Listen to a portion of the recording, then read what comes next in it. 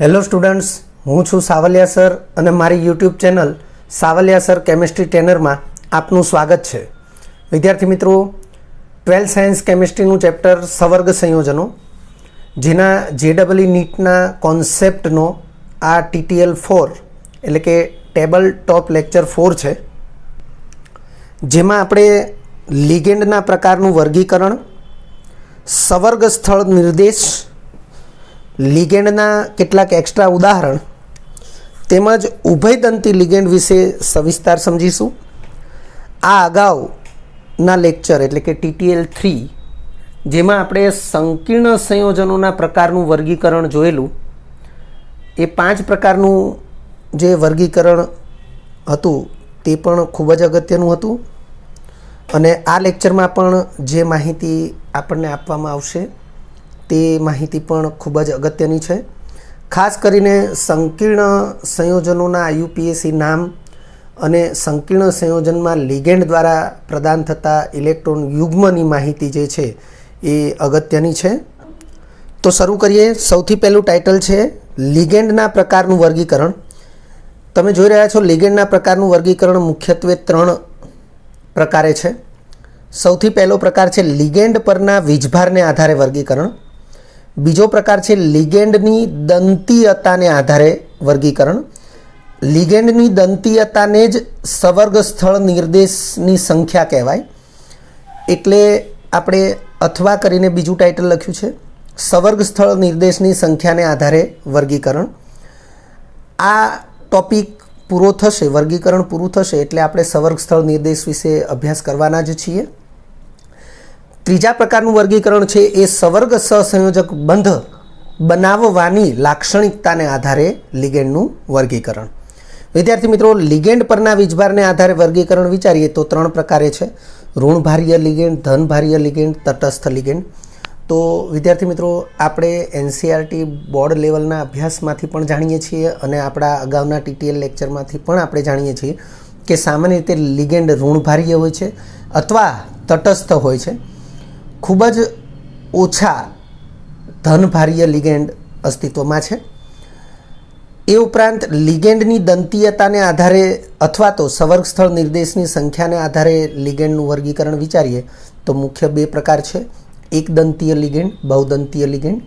એટલે કે જે લિગેન્ડ ફક્ત ને ફક્ત એક જ ઇલેક્ટ્રોન યુગ્મનું પ્રદાન કરીને સવર્ગ સહસંયોજક બંધ બનાવે અથવા એક જ સવર્ગ સહસંયોજક બંધ બનાવે તે લિગેન્ડ એકદંતીય છે. અને એક કરતાં વધારે ઇલેક્ટ્રોન યુગ્મનું પ્રદાન કરીને એક કરતાં વધારે સવર્ગ સહસંયોજક બંધ બનાવે તે બહુદંતીય લિગેન્ડ છે.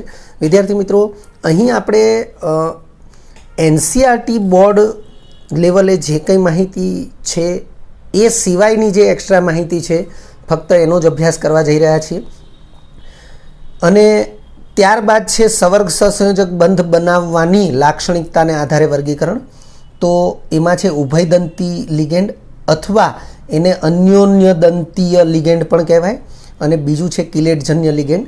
વિદ્યાર્થી મિત્રો, કિલેટજન્ય લિગેન્ડ દ્વારા જે કિલેટ પ્રકારના સંકીર્ણ સંયોજનો બને છે તેના વિશે આપણે TTL 3માં અભ્યાસ કરી ચૂક્યા છીએ. પરંતુ અહીં જે બહુદંતીય લિગેન્ડ છે એના પેટા પ્રકાર આપણે અહીં દર્શાવેલા છે, તમે જોઈ રહ્યા છો. બહુદંતીય લિગેન્ડના 5 પેટા પ્રકાર છે: દ્વિદંતીય લિગેન્ડ, ત્રિદંતીય લિગેન્ડ, ચતુષ્દંતીય લિગેન્ડ, પંચદંતીય લિગેન્ડ અને ષટદંતીય લિગેન્ડ. વિદ્યાર્થી મિત્રો, દ્વિદંતીય લિગેન્ડ એટલે જે લિગેન્ડ 2 ઇલેક્ટ્રોન યુગ્મનું પ્રદાન કરશે તે દ્વિદંતીય લિગેન્ડ છે. 3 ઇલેક્ટ્રોન યુગ્મનું પ્રદાન કરશે તે ત્રિદંતીય લિગેન્ડ છે. આપણે બીજા શબ્દોમાં કહીએ તો સવર્ગ સ્થળ નિર્દેશની સંખ્યા 2 છે, 3 છે, 4, 5 અને 6 છે. એને અનુરૂપ અનુલક્ષીને દ્વિદંતીય લિગેન્ડ, ત્રિદંતીય લિગેન્ડ, ચતુષ્દંતીય, પંચદંતીય અને ષટદંતીય લિગેન્ડ છે. ત્યારબાદ આપણે સવર્ગ સ્થળ નિર્દેશ વિશે થોડું જાણી લઈએ. લિગેન્ડના બંધારણમાંનો કોઈ ચોક્કસ પરમાણુ જ ઇલેક્ટ્રોન યુગ્મના પ્રદાન દ્વારા સવર્ગ સહસંયોજક બંધ બનાવે છે.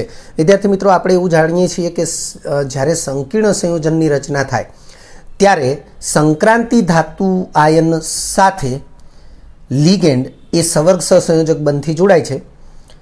તો લિગેન્ડના બંધારણમાંનો કોઈ ચોક્કસ પરમાણુ જ ઇલેક્ટ્રોન યુગ્મના પ્રદાન દ્વારા સવર્ગ સહસંયોજક બંધ બનાવે છે. આવા ચોક્કસ પરમાણુને જ લિગેન્ડનો સવર્ગ સ્થળ નિર્દેશ કહે છે.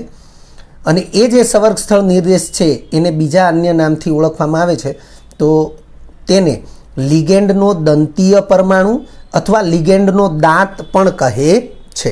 વિદ્યાર્થી મિત્રો, એવું કહેવામાં આવ્યું છે અથવા એવું સમજવામાં આવ્યું છે કે અન્ય બંધની સાપેક્ષે સવર્ગ સહસંયોજક બંધ એ વધુ પ્રબળ હોય છે અને તેથી એવું કહી શકાય કે લિગેન્ડ એ સંક્રાંતિ ધાતુ સાથે પોતાના દાંત બેસાડીને બંધ બનાવે છે. અને એવી એક જાણકારી પ્રમાણે એ લિગેન્ડના તે પરમાણુને લિગેન્ડનો દાંત કહે છે કે જે પરમાણુ ઇલેક્ટ્રોન યુગ્મનું પ્રદાન કરીને સવર્ગ સહસંયોજક બંધ બનાવે છે. કોઈ એક સવર્ગ સ્થળ નિર્દેશ, વિદ્યાર્થી મિત્રો આ વિધાન ખૂબ જ અગત્યનું છે. આપણે સૌથી પહેલાં આ જે માહિતી છે એના આધારે આપણે એક વિચારીએ. દાખલા તરીકે એક તટસ્થ અણુ છે એમોનિયા. આપણે જાણીએ છીએ એમોનિયાના બંધારણમાં નાઇટ્રોજન પરમાણુ સાથે 3 હાઇડ્રોજન પરમાણુ એ આ પ્રકારે અને એક ઇલેક્ટ્રોન યુગ્મ એ અબંધકારક ઇલેક્ટ્રોન યુગ્મ એની કક્ષકમાં હોય છે. તો નાઇટ્રોજન પરમાણુ જે છે એ ઇલેક્ટ્રોન યુગ્મનું પ્રદાન કરી અને સવર્ગ સહસંયોજક બંધ બનાવવાની ક્ષમતા ધરાવે છે. એટલે એમોનિયા અણુમાં સવર્ગ સ્થળ નિર્દેશ તરીકે નાઇટ્રોજન પરમાણુ ગણાશે. તો એ પ્રકારે જે પણ લિગેન્ડ છે એ લિગેન્ડની અંદર ચોક્કસ પરમાણુ ઇલેક્ટ્રોન યુગ્મનું પ્રદાન કરતો હોય છે અને તેથી તેને સવર્ગ સ્થળ નિર્દેશ અથવા લિગેન્ડનો દંતીય પરમાણુ અથવા લિગેન્ડનો દાંત કહે છે. કોઈ એક સવર્ગ સ્થળ નિર્દેશ પરમાણુ પાસે એક કરતાં વધુ ઇલેક્ટ્રોન યુગ્મો હોવા છતાં તે પૈકી કોઈ એક ઇલેક્ટ્રોન યુગ્મનું જ પ્રદાન સંક્રાંતિ ધાતુ આયન કે ધાતુ પરમાણુને કરી શકે છે. વિદ્યાર્થી મિત્રો, આ વિધાન જે છે એ વિધાનને ફરીથી વાંચી લઈએ અને પછી એને આપણે સમજીએ કે કોઈ એક સવર્ગ સ્થળ નિર્દેશ પરમાણુ એટલે કે લિગેન્ડનો દંતીય પરમાણુ એની પાસે એક કરતાં વધુ ઇલેક્ટ્રોન યુગ્મો હોવા છતાં તે પૈકી કોઈ એક ઇલેક્ટ્રોન યુગ્મનું જ પ્રદાન એ સંક્રાંતિ ધાતુ આયન કે ધાતુ પરમાણુને કરી શકે છે.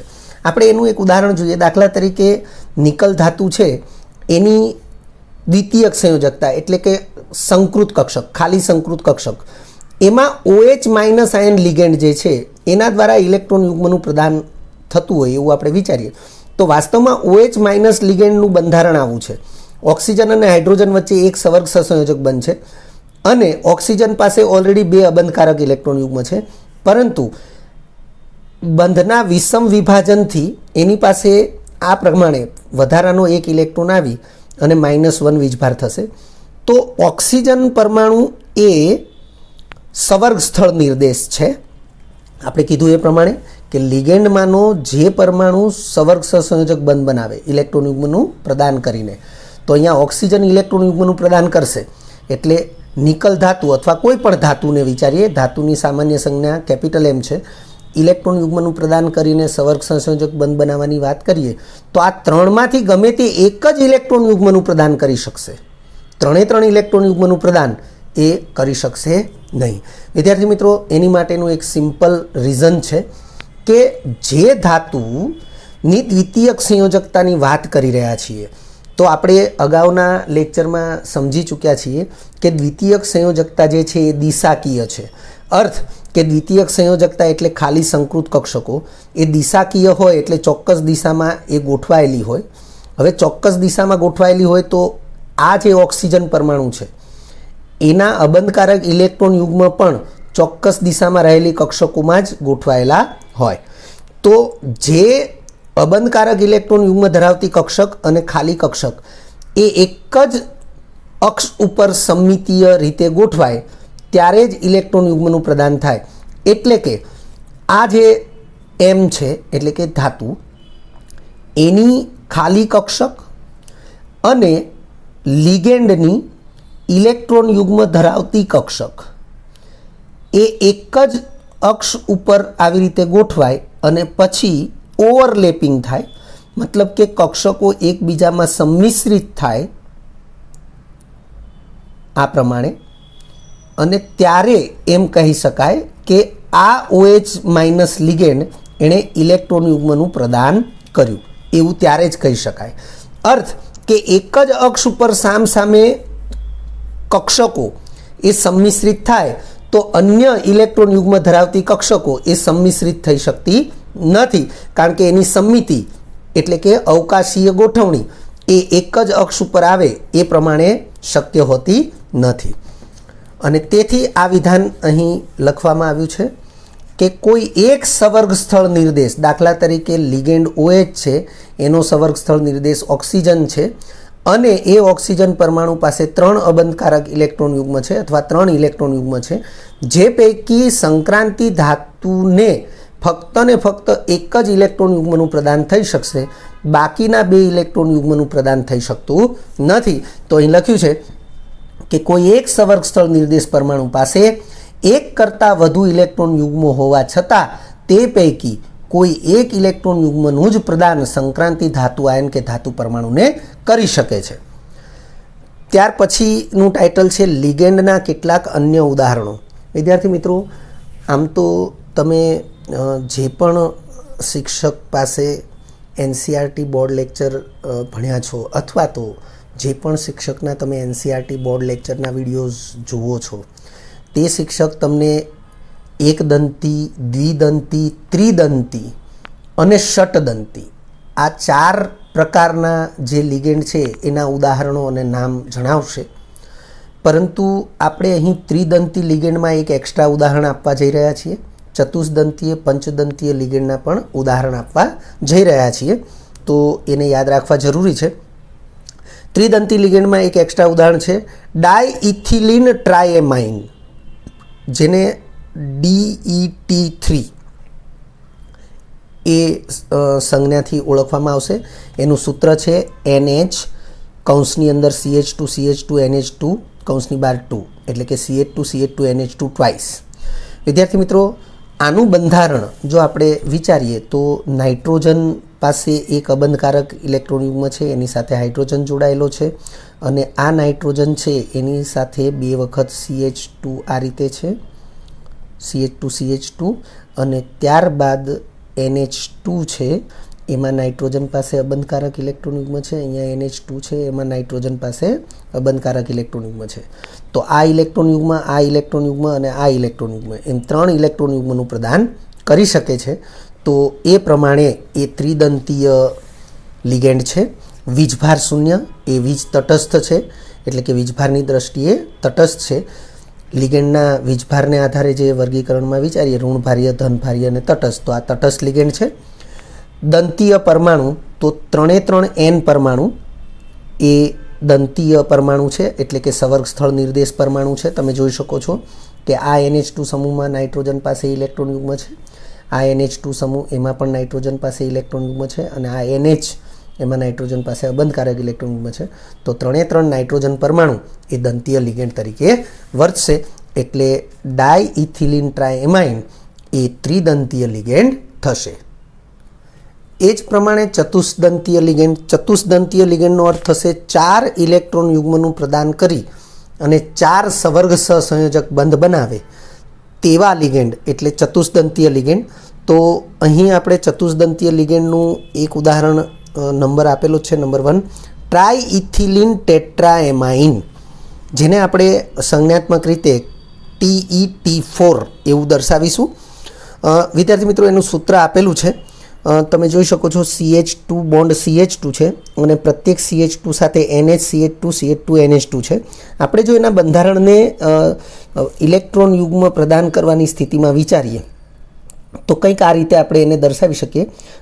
CH2 બોન્ડ CH2, અહીંયા NH ને વિચારીએ, અહીંયા પણ આપણે NH ને વિચારીએ, તો આ NHમાં નાઇટ્રોજન પાસે ઇલેક્ટ્રોન યુગ્મ છે. એ જ રીતે ફરીથી અહીંયા આપણે NH2 વિચારી લઈએ, આ છેડાના NH2 જે છે એને આપણે અહીંયા વિચારી લઈએ, તો આ નાઇટ્રોજન પાસે પણ ઇલેક્ટ્રોન યુગ્મ છે. અહીંયા CH2 બોન્ડ CH2 વિચારીશું આ રીતે, અને એ જ રીતે અહીંયા પણ આપણે CH2 બોન્ડ CH2 આ રીતે વિચારી શકીએ છીએ. અને આ ચારે ચાર નાઇટ્રોજન એ પોતાના ઇલેક્ટ્રોન યુગ્મને પ્રદાન કરી અને 4 સવર્ગ સહસંયોજક બંધ આ રીતે બનાવી શકે છે. તો અહીં આપણે એને ચતુષ્દંતીય લિગેન્ડ તરીકે ઉદાહરણમાં લીધું જ છે. વીજભાર શૂન્ય, કારણ કે ક્યાંય કોઈ પણ પરમાણુ પર કોઈ પણ પ્રકારનો વીજભાર નથી, એટલે વીજ તટસ્થ પણ ગણી શકાશે. દંતીય પરમાણુ, તો ચારે ચાર નાઇટ્રોજન એ દંતીય પરમાણુ એટલે કે સવર્ગ સ્થળ નિર્દેશ તરીકે વર્તશે, એટલે દંતીય પરમાણુ 4 નાઇટ્રોજન એવું આપણે લખ્યું છે. બીજા નંબરે છે નાઇટ્રિલો ટ્રાઇઇથાઇલ એમાઇન. તો નાઇટ્રિલો ટ્રાઇઇથાઇલ એમાઇન એને NTEA કહીશું. સૂત્ર આ પ્રકારનું છે. વિદ્યાર્થી મિત્રો, NCERT પાઠ્યપુસ્તકની અંદર આ સૂત્રનો ઉલ્લેખ છે જ, પરંતુ નામ નથી આપ્યું, તો આપણે નામ લખ્યું છે નાઇટ્રિલો ટ્રાઇઇથાઇલ એમાઇન. વિદ્યાર્થી મિત્રો, એનું બંધારણ જે છે એ બંધારણ આપણે આ પ્રમાણે વિચારી શકીએ કે આ નાઇટ્રોજન છે. નાઇટ્રોજનનો અબંધકારક ઇલેક્ટ્રોન આપણે જાણીએ છીએ. નાઇટ્રોજન સાથે 3 CH2 બોન્ડ CH2 આપણે આવી રીતે દર્શાવીશું. આ CH2 નાઇટ્રોજન સાથે છે, ત્યાંથી બોન્ડ CH2 અને ત્યાંથી છેડાનો NH2 આ પ્રમાણે, CH2 બોન્ડ CH2 ત્યાંથી NH2 આ પ્રમાણે, અને અહીંયા CH2 બોન્ડ CH2 ત્યાંથી NH2 આ પ્રમાણે. તો તમે જોઈ રહ્યા છો કે નાઇટ્રોજન, આ સૂત્ર જે આપ્યું છે એ પ્રમાણે નાઇટ્રોજન, આ નાઇટ્રોજન એની સાથે CH2 NH2 3 વખત છે. તો CH2 NH2 એક વખત, CH2 NH2 બીજી વખત અને CH2 NH2 ત્રીજી વખત. તો આ ઇલેક્ટ્રોન યુગ્મનું પ્રદાન થશે, આ ઇલેક્ટ્રોન યુગ્મનું પ્રદાન થશે, આ ઇલેક્ટ્રોન યુગ્મનું પ્રદાન થશે અને આ ઇલેક્ટ્રોન યુગ્મનું પણ પ્રદાન થશે. એટલે ચારે ચાર નાઇટ્રોજન એ ઇલેક્ટ્રોન યુગ્મનું પ્રદાન કરનાર એટલે કે દંતીય પરમાણુ તરીકે વર્તશે. એટલે અહીં લખ્યું છે વીજભાર તો 0 અને દંતીય પરમાણુ તો 4 નાઇટ્રોજન. પંચદંતીય લિગેન્ડ. વિદ્યાર્થી મિત્રો, પંચદંતીય લિગેન્ડનું ઉદાહરણ ઇથિલિન ડાયમાઇન ટ્રાયએસિટેટ. વિદ્યાર્થીઓ, EDTA થી તમે પરિચિત છો, પરંતુ જો EDTA -4 વીજભારવાળું હોય તો ઇથિલિન ડાયમાઇન ટેટ્રાએસિટેટ થશે. ટ્રાયને બદલે ટેટ્રાએસિટેટ થશે, પરંતુ ટ્રાયએસિટેટ છે એટલે -3 વીજભારિત એની સંજ્ઞા થશે. ઓર્ડિનરી જ્યારે આપણને કોઈ પણ સંકીર્ણ સંયોજન એનું અણુસૂત્ર આપ્યું હોય અને લિગેન્ડ તરીકે EDTA દર્શાવ્યો હોય ત્યારે આપણે EDTAને -4 વીજભારિત ગણીશું, એ ધ્યાનમાં રાખીશું. તો એનું સૂત્ર આ પ્રમાણે આપ્યું છે, તમે જોઈ શકો છો. સૂત્ર એટલે કે એનું બંધારણ જે છે એ ઇથિલિન ડાયમાઇન ટેટ્રાએસિટેટ એટલે કે EDTA -4ને મળતું જ આવે છે. ફક્ત અહીંયા હાઇડ્રોજનને બદલે જો CH2COO માઇનસ કરી દેવામાં આવે તો આપણે NCERT પાઠ્યપુસ્તકમાં આ બંધારણ જે આપ્યું છે એ EDTAના બંધારણ જેવું જ થશે, પરંતુ અહીંયા એક હાઇડ્રોજન દર્શાવેલો છે એટલે કે એસિટેટ આયનો જે છે એ 3 છે એટલે ટ્રાયએસિટેટ લખ્યું છે. અને એમાં વીજભાર તો -1 વીજભારવાળા COO -3 છે એટલે -3 વીજભારિત થશે. દંતીય પરમાણુ તો 2 નાઇટ્રોજન દંતીય પરમાણુ તરીકે છે અને COOમાંના જે -1 વીજભારિત ઓક્સિજન પરમાણુ છે એ 3 ઓક્સિજન પરમાણુ પણ એ દંતીય પરમાણુ તરીકે થશે. એટલે 2 અને 3 કુલ 5 દંતીય પરમાણુ છે અને તેથી તે પંચદંતીય લિગેન્ડ તરીકે ઓળખાશે. કેટલાક ઉભયદંતી લિગેન્ડ વિશેની માહિતી છે. વિદ્યાર્થી મિત્રો, આ માહિતી ખૂબ જ અગત્યની માહિતી છે, કારણ કે જ્યારે આપણે સંકીર્ણ સંયોજનોનું IUPAC નામકરણ કરતા હોઈએ છીએ અને ત્યારે આપણને આવા ઉભયદંતીય લિગેન્ડ જે છે એ કૌંસમાં આપ્યા હોય અને આપણે જો એના વિશે શાર્પ એટલે કે ખૂબ જ ચોકસાઈપૂર્વકની માહિતી જાણતા ન હોઈએ તો નામ લખવામાં આપણે અથવા નામ પસંદ કરવામાં આપણે ભૂલ કરી શકીએ છીએ. તો એમાં સૌથી પહેલું ઉદાહરણ છે NO2-1. વિદ્યાર્થી મિત્રો, NO2-1 એટલે ફક્ત જાણકારી માટે જ આપણે લખી રહ્યા છીએ અથવા તો બતાવી રહ્યા છીએ કે સામાન્ય રીતે HNO2 નાઇટ્રસ એસિડ છે. નાઇટ્રસ એસિડનું વિયોજન વિચારીએ તો H+ અને NO2 માઇનસ આને નાઇટ્રાઇટ આયન તરીકે ઓળખવામાં આવે છે. તો NO2 -1 વીજભારિત લિગેન્ડ છે અને જો એનું બંધારણ વિચારીએ તો વાસ્તવમાં એનું બંધારણ આ પ્રકારનું થશે કે નાઇટ્રોજન પાસે અબંધકારક ઇલેક્ટ્રોન યુગ્મ છે, નાઇટ્રોજન દ્વિબંધથી એક ઓક્સિજન સાથે છે અને સિંગલ બોન્ડથી -1 વીજભારિત ઓક્સિજન સાથે છે. એટલે કે આ જે નાઇટ્રસ એસિડ છે એના બંધારણને આપણે આ રીતે વિચારી શકીએ, N double bond O oxygen સાથે હાઇડ્રોજન. હવે વિષમ વિભાજન થાય ત્યારે આ બંધનું ઇલેક્ટ્રોન યુગ્મ ઓક્સિજનને મળશે એટલે હાઇડ્રોજન એ ઇલેક્ટ્રોન વિહીન H+ આયન થશે અને આ જે બંધારણ છે એમાં oxygen, nitrogen, double bond oxygen. હવે નાઇટ્રોજન પાસે ઓલરેડી અબંધકારક ઇલેક્ટ્રોન યુગ્મ હોય જ છે, પરંતુ ઓક્સિજન એ આ બંધનું ઇલેક્ટ્રોન યુગ્મ મેળવે છે અને -1 વીજભારિત બને છે. એટલે વાસ્તવિક રીતે તો NO2- જે આયન છે એના બંધારણને આપણે આ રીતે દર્શાવી શકીએ, પરંતુ એનું બંધારણ આ પ્રકારનું કોણીય બંધારણ હોય છે. ફક્ત આ માહિતીથી જ આપણને ખ્યાલ આવશે કે આવું કોણીય બંધારણ હોવાથી તે નજીકના આ જે દ્વિબંધ ધરાવતા વીજ તટસ્થ ઓક્સિજન છે એની સાથે આવી રીતે સંસ્પંદન દર્શાવે છે અને એ સંસ્પંદન દર્શાવતું હોવાથી એનું સંસ્પંદનીય બંધારણ આ રીતે દર્શાવાશે. -1 વીજભાર છે એ બંને ઓક્સિજન ઉપર સ્થાનાંતર પામે છે અને તેથી બંને ઓક્સિજનની વચ્ચે આ રીતે અને દ્વિબંધ છે એનું પણ સ્થાનાંતર થાય છે અને તેથી ડોટેડ લાઇનથી આપણે આ પ્રમાણે એને દર્શાવીશું. હવે વિદ્યાર્થી મિત્રો, અહીં આપણે લખાણમાં આપણે આવી બાબત સમજાવી રહ્યા છીએ. આગળ જતાં આપણે એને કોષ્ટક તરીકે દર્શાવીશું આગળના ઉદાહરણોમાં. અહીં સ્મોલ a કરીને લખ્યું છે કે જો ઇલેક્ટ્રોન દાતા એટલે કે દંતીય પરમાણુ નાઇટ્રોજન હોય, કેમ કે આમાં તમે જોઈ શકો છો કે ઓક્સિજન -1 વીજભારિત ઓક્સિજન પાસે પણ ઇલેક્ટ્રોન યુગ્મ છે જેનું પ્રદાન થઈ શકશે અને નાઇટ્રોજન પાસે પણ ઇલેક્ટ્રોન યુગ્મ છે જેનું પ્રદાન થઈ શકશે. એટલે જો ઇલેક્ટ્રોન દાતા પરમાણુ એટલે કે ઇલેક્ટ્રોન યુગ્મ દાતા પરમાણુ નાઇટ્રોજન હોય, જેને આપણે દંતીય પરમાણુ કીધો છે અથવા સવર્ગ સ્થળ નિર્દેશ કીધેલો છે, એટલે જો ઇલેક્ટ્રોન યુગ્મ દાતા પરમાણુ નાઇટ્રોજન હોય તો સંક્રાંતિ ધાતુ સાથે, આ સંક્રાંતિ ધાતુ M છે, નાઇટ્રોજન ઇલેક્ટ્રોન યુગ્મનું પ્રદાન કરે છે એટલે સવર્ગ સહસંયોજક બંધ આ પ્રમાણે બનશે. તો સંક્રાંતિ ધાતુ સાથે આ પ્રકારે સવર્ગ સહસંયોજક બંધ બનશે. તેમજ લિગેન્ડનું નામ, એટલે વિદ્યાર્થી મિત્રો, જ્યારે સંકીર્ણ સંયોજનનું IUPAC નામકરણ કરતા હોઈએ છીએ ત્યારે લિગેન્ડનું પણ IUPAC નામ જ આપણે ઉપયોગમાં લઈએ છીએ. તેમજ લિગેન્ડનું IUPAC નામ એટલે કે સવર્ગ સંયોજનનું IUPAC નામ લખતા હોઈએ ત્યારે જે નામનો ઉપયોગ કરીએ છીએ તે નામ એ નાઇટ્રો થશે. એટલે કે આ સ્થિતિમાં આ લિગેન્ડને નાઇટ્રો તરીકે લખવામાં આવશે.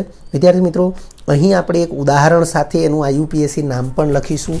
વાસ્તવમાં IUPAC નામકરણ માટેના નિયમો જે છે અને એની જે પ્રેક્ટિસ છે એ NCERT બોર્ડ લેવલે પણ અગત્યની છે, ત્યાં તમે કરેલી જ હોવી જોઈએ.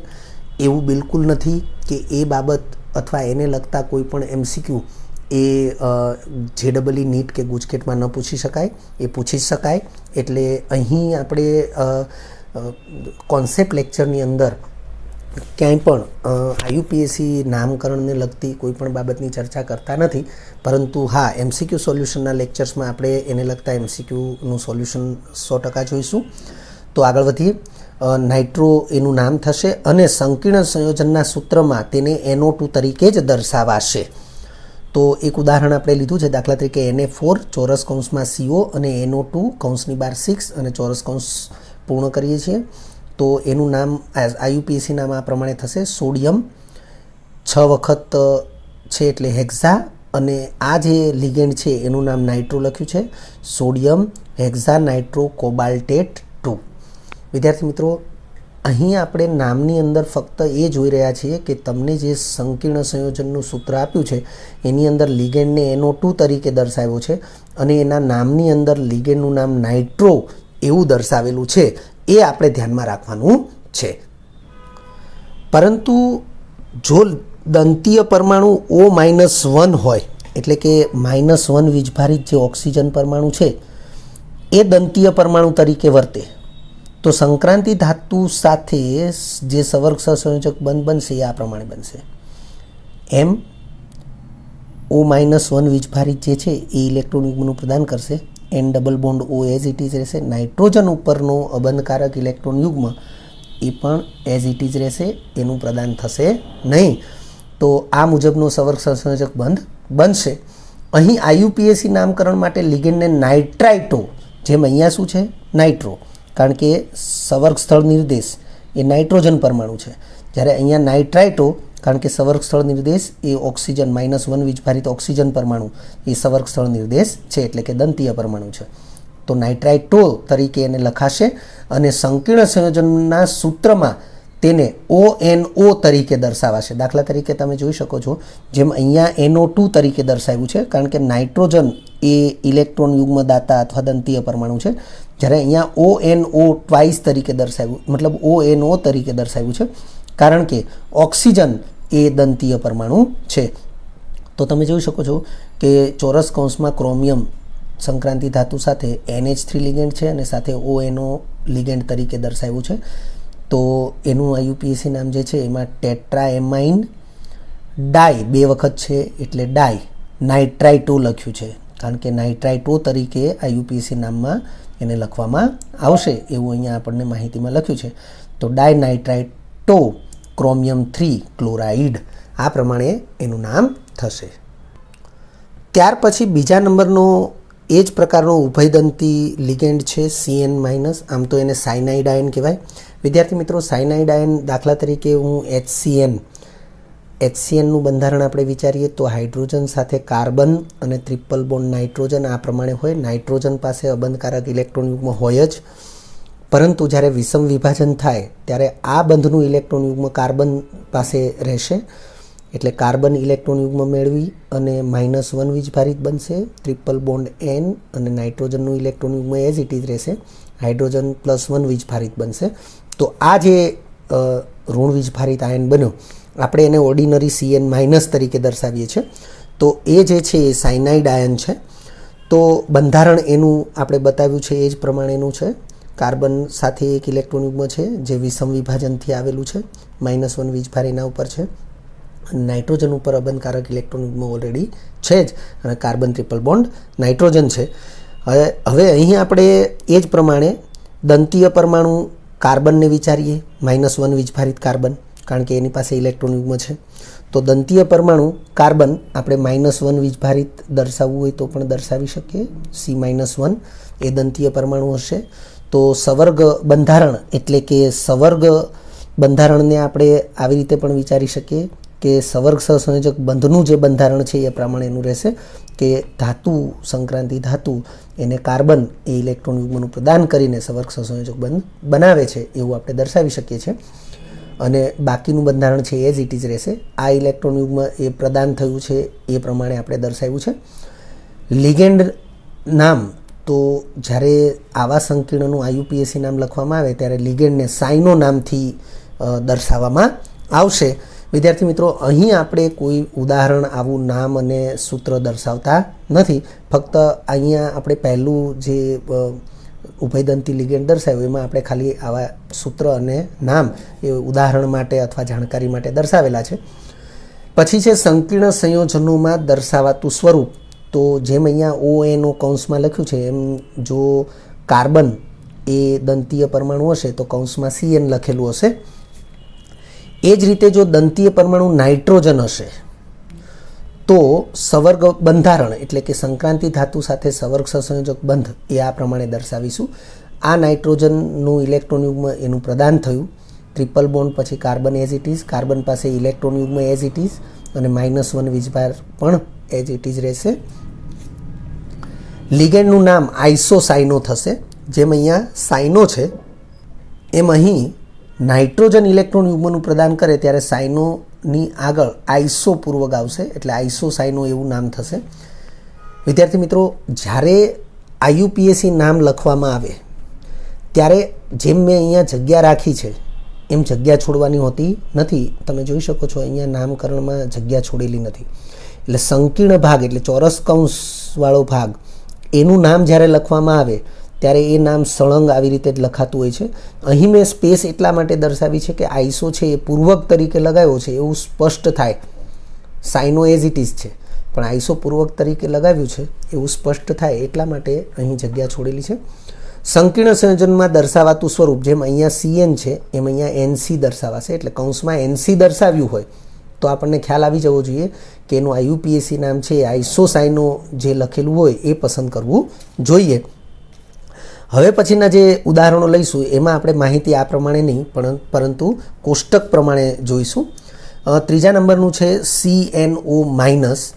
તો આ જે CNO- જે છે એ વાસ્તવમાં O સાથે આ પ્રમાણે કાર્બન, ટ્રિપલ બોન્ડ નાઇટ્રોજન અને ઓક્સિજન સાથે હાઇડ્રોજન હોય અને જ્યારે અહીંયા બંધનું ઇલેક્ટ્રોન યુગ્મ એ ઓક્સિજન તરફ વિષમ વિભાજનથી ઓક્સિજન તરફ આવે ત્યારે ઓક્સિજન ઉપર -1 વીજભાર થશે અને બાકીનો જે ભાગ છે બંધારણનો એ એઝ ઇટ ઇઝ રહેશે. નાઇટ્રોજન પાસે અબંધકારક ઇલેક્ટ્રોન યુગ્મ હોય જ. તો આ જે આયન છે એ આયન એ આપણે આ જે ત્રીજું ઉદાહરણ છે CNO-, બરાબર છે, એમાં આપણે દર્શાવેલું છે પરંતુ વાસ્તવિક એનું બંધારણ આવું છે એટલે આપણે અહીં દર્શાવ્યું બંધારણ. તો ઓક્સિજન ઉપર -1 વીજભાર તમે જોઈ શકો છો. ઓક્સિજન પાસે અબંધકારક ઇલેક્ટ્રોન યુગ્મ છે જે આપણે દર્શાવ્યું છે અને કાર્બન, ટ્રિપલ બોન્ડ નાઇટ્રોજન છે. નાઇટ્રોજન પાસે અબંધકારક ઇલેક્ટ્રોન યુગ્મ છે. હવે આપણે આ કોષ્ટક બનાવ્યું છે. જે આ ઉપરની માહિતી આપણે આ રીતે લખતા હતા એ હવે કોષ્ટકમાં લખીએ છીએ. જેમ કે દંતીય પરમાણુ, તો દંતીય પરમાણુ O-1 પણ થઈ શકે છે અને નાઇટ્રોજન પણ થઈ શકે છે. બંધારણમાં જેની પાસે અબંધકારક ઇલેક્ટ્રોન યુગ્મ છે એ દંતીય પરમાણુ તરીકે વર્તી શકે છે. તો O-1 દંતીય પરમાણુ તરીકે વર્તે ત્યારે સવર્ગ બંધારણ આ રીતે થશે, કારણ કે ધાતુને આ ઓક્સિજન ઇલેક્ટ્રોન યુગ્મનું પ્રદાન કરે છે એવું બતાવ્યું છે. અને નાઇટ્રોજન એ દંતીય પરમાણુ તરીકે વર્તે ત્યારે સવર્ગ બંધારણ આ પ્રમાણે થશે કે નાઇટ્રોજનનું જે ઇલેક્ટ્રોન યુગ્મ છે એનું પ્રદાન થઈ અને સવર્ગ સહસંયોજક બંધ બન્યો છે અને બાકીનું બંધારણ એ પાછળના ભાગે આ રીતે દર્શાવેલું છે જેમાં કોઈ ફેરફાર નથી. લિગેન્ડનું નામ, તો દંતીય પરમાણુ ઓક્સિજન હશે તો લિગેન્ડને સાઇનેટો તરીકે ઓળખવામાં આવશે અથવા દર્શાવવામાં આવશે, લખવામાં આવશે. પરંતુ જો દંતીય પરમાણુ નાઇટ્રોજન હશે તો લિગેન્ડનું નામ આઇસોસાઇનેટો. હવે તમે જોઈ શકો છો કે આઈસો અહીંયા પૂર્વક છે, સાઇનેટો એ એઝ ઇટ ઇઝ છે. સંકીર્ણ સંયોજનમાં દર્શાવાતું સ્વરૂપ, તો કૌંસની અંદર જેમ અહીંયા ONO દર્શાવેલું છે એમ અહીંયા કૌંસની અંદર CNO દર્શાવેલું હશે અથવા OCN દર્શાવેલું હશે. વિદ્યાર્થી મિત્રો, આ જે છે હળતું ભળતું એને જ ખાસ ધ્યાનમાં રાખવાની જરૂર છે. પરંતુ જો દંતીય પરમાણુ તરીકે નાઇટ્રોજન હશે તો સંકીર્ણ સંયોજનમાં દર્શાવાતું સ્વરૂપ NCO હશે. આ એક બાબતને ખાસ ધ્યાનમાં રાખવી, કારણ કે જો નાઇટ્રોજન એ દંતીય પરમાણુ હશે તો નાઇટ્રોજનને જ પહેલો દર્શાવ્યો હશે, પરંતુ જો ઓક્સિજન દંતીય પરમાણુ હશે તો કદાચ કાર્બનને પણ પહેલો દર્શાવી શકે છે અને ઓક્સિજનને પણ પહેલો દર્શાવી શકે છે. એવી ગમે તે રીતે લખી શકે છે. સંકીર્ણ સંયોજનના અણુસૂત્રની અંદર દર્શાવવાનું થાય ત્યારે આ બંને પૈકી ગમે તે રીતે લખી શકે છે. પરંતુ નાઇટ્રોજનને તો પહેલો નહીં જ લખવામાં આવે. ક્યારે? જ્યારે ઓક્સિજન એ દંતીય પરમાણુ હોય ત્યારે. પરંતુ જો નાઇટ્રોજનને પહેલો લખ્યો છે તો હંમેશા એ યાદ રાખીશું કે નાઇટ્રોજન પહેલો દર્શાવ્યો છે તો દંતીય પરમાણુ તરીકે નાઇટ્રોજન જ હશે. ત્યાર પછી આ ચોથું ઉદાહરણ છે અથવા છેલ્લું ઉદાહરણ પણ કહી શકાય, SCN-. તો વિદ્યાર્થી મિત્રો તમે જોઈ શકો છો ઓક્સિજનને બદલે સલ્ફર છે, બાકી કોઈ જ ફેરફાર નથી. વિદ્યાર્થી મિત્રો, એક અગત્યની બાબત આવી આપણે કહી શકીએ છીએ કે જો કોઈ પદાર્થની અંદર ઓક્સિજનના સ્થાને સલ્ફરને લેવામાં આવે તો આ પદાર્થના નામ આગળ થાયો પૂર્વક લાગી જાય, બસ, બીજો કોઈ ફેરફાર થતો નથી. એક ઉદાહરણની ચર્ચા કરીએ. દાખલા તરીકે NH2 bond C double bond O bond NH2. આ પદાર્થ જે છે એ યુરિયા છે. હવે જો ઓક્સિજનને બદલે સલ્ફર લેવામાં આવે તો પદાર્થ આ પ્રમાણેનો થઈ જશે. તો વિદ્યાર્થી મિત્રો, આનું નામ યુરિયા છે તો આનું નામ થાયો યુરિયા છે. કહેવાનો અર્થ કે જો કોઈ પદાર્થના બંધારણમાં ઓક્સિજનના સ્થાને સલ્ફર આવે તો જે તે પદાર્થના નામ આગળ થાયો નામનો પૂર્વક લાગશે, બસ, બીજો કોઈ ફેરફાર થશે નહીં. તો આ બાબત જે છે એ એટલા માટે સમજાવી છે કારણ કે અહીં જે કંઈ આપણે અભ્યાસમાં લીધું એમાં ઓક્સિજનના સ્થાને સલ્ફર આવી જાય છે, બીજો કોઈ જ ફેરફાર નથી. તમે સરખાવીને જોઈ શકો છો તો ઓક્સિજનના સ્થાને સલ્ફર છે. બંધારણ ચેક કરી શકો છો. હવે દંતીય પરમાણુ તરીકે અહીંયા O-1 છે તો અહીંયા S-1 છે. સવર્ગ બંધારણ ચેક કરો. ધાતુ સાથે ઓક્સિજન સવર્ગ સહસંયોજક બંધ બનાવે છે, અહીંયા સલ્ફર બનાવે છે. તો લિગેન્ડનું નામ સાઇનેટો છે તો અહીંયા થાયોસાઇનેટો છે, ફક્ત થાયોપૂર્વક લાગ્યું છે. એવી રીતે નાઇટ્રોજન છે તો એઝ ઇટ ઇઝ નાઇટ્રોજન, પણ ઓક્સિજન -1 છે તો સલ્ફર -1 એઝ ઇટ ઇઝ ઓક્સિજનના સ્થાને. તો આઇસોસાઇનેટો હતું તો આઇસોથાયોસાઇનેટો, એટલે થાયોસાઇનેટો છે એની પહેલાં આઇસોપૂર્વક લાગવો જોઈએ. જેમ અહીંયા સાઇનેટો પહેલાં આઇસો લાગ્યું એમ થાયોસાઇનેટો પહેલાં આઇસો લાગશે, એટલે આઇસોથાયોસાઇનેટો એવું લિગેન્ડનું નામ થશે. સંકીર્ણ સંયોજનમાં દર્શાવાતું સ્વરૂપ તો HCN અથવા CNS તરીકે દર્શાવાશે. પરંતુ જો નાઇટ્રોજન એ દંતીય પરમાણુ તરીકે હશે તો NCS તરીકે દર્શાવાશે. તો વિદ્યાર્થી મિત્રો, આ લેક્ચરની અંદર આપણે જે ખાસ ઉભયદંતી લિગેન્ડ વિશે ભણ્યા એને જ વધારે આપણે ધ્યાનમાં રાખીશું, કારણ કે એ વધારે કોમ્પ્લિકેશન ઊભું કરે એવી બાબત છે. તો એને આપણે ખાસ ધ્યાનમાં રાખીશું. વિદ્યાર્થી મિત્રો, જો તમને આ વિડીયો લેક્ચર ગમ્યો હોય તો લાઇક આપજો, શેર કરજો અને સબસ્ક્રાઈબ પણ કરજો. અગાઉના લેક્ચરનું રિવિઝન અને પાઠ્યપુસ્તકનું વાંચન કરતા રહેજો. આ લેક્ચર અંગે કોઈ પણ ડિફિકલ્ટી હોય તો મને વોટ્સઅપ કરી શકાય. આભાર. ફરી મળીશું નવા વિડીયો લેક્ચરમાં.